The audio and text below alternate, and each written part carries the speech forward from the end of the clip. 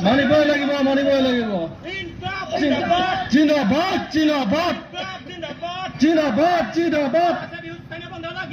লাগিবই মানিবই লাগিব প্ৰথম কথা হ'ল মই আকৌ কৈছো আন্দোলনৰ প্ৰতিবাদ আমাৰ জীৱন আৰু জীৱিকা নহয় ঠেঙালকছাৰী জনগোষ্ঠীটোৰ মূল উৎসৱ তৰাচীয়া বিহু এই তৰাচীয়া বিহুত আমি স্থানীয় বন্ধ বা চৰকাৰীভাৱে যিকোনো ধৰণৰ স্বীকৃতিৰ বাবে বাৰম্বাৰ দাবী জনোৱা হৈছিল আৰু ইয়াৰ পৰিপ্ৰেক্ষিতত তেখেতসকলে নিৰ্বাচনী প্ৰতিশ্ৰুতি তেখেতসকলে তৰাচীয়া বিহুত স্থানীয় বন্ধ ঘোষণা কৰা হ'ব বুলি প্ৰতিশ্ৰুতি দিছিলে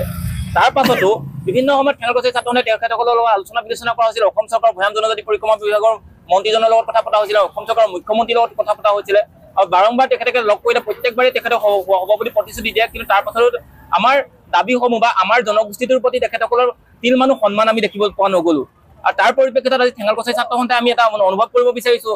অনুভৱ কৰিছো যে আমি আচলতে আমি আন্দোলন প্ৰতিবাদ এইবোৰ নকৰাৰ কাৰণে আচলতে চৰকাৰে আমাৰ কথাবোৰ বুজি নাপায় নেকি গতিকে আমি এই কাৰণে আমি আচলতে প্ৰতিবাদী কাৰ্যসূচী ল'বলৈ বাধ্য হলো চৰকাৰখনে বিভিন্ন সময়ত আমাৰ জনগোষ্ঠীটোক প্ৰতাৰণা কৰি আহিছে কেৱল মাত্ৰ কেইকোটিমান টকাৰ এখন পৰিষদ দি পিনি এটা জনগোষ্ঠীৰ সাৰ্বংগীন উন্নতি কৰিব পাৰিম বুলি কোনোবাই ভাবিলে নহ'ব আৰু যিসমূহ পইচা দিছে সেই পইচাসমূহ কেনেদৰে বিতৰণ হৈছে ক'ত বিতৰণ হৈছে এইসমূহ ক্ষেত্ৰতো তেখেতসকলে আচলতে গুৰুত্ব দিব লাগে কিন্তু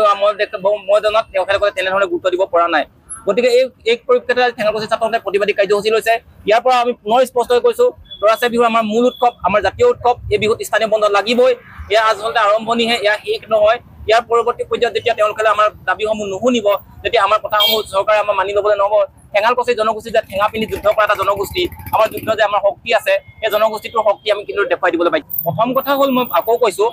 আন্দোলনৰ প্ৰতিবাদ আমাৰ জীৱন আৰু জীৱিকা নহয়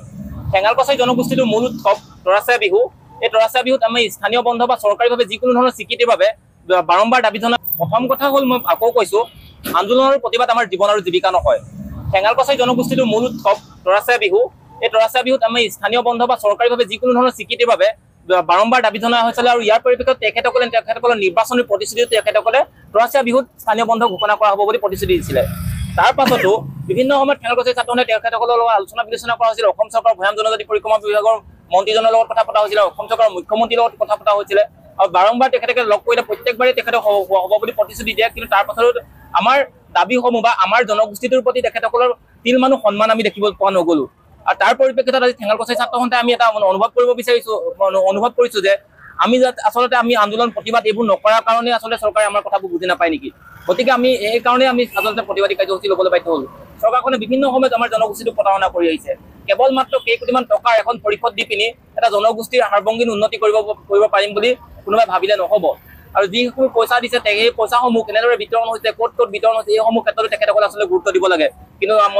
যিকোনো খবৰৰ বাবে যোগাযোগ কৰক 7099017330 লগতে 7099017110 নম্বৰত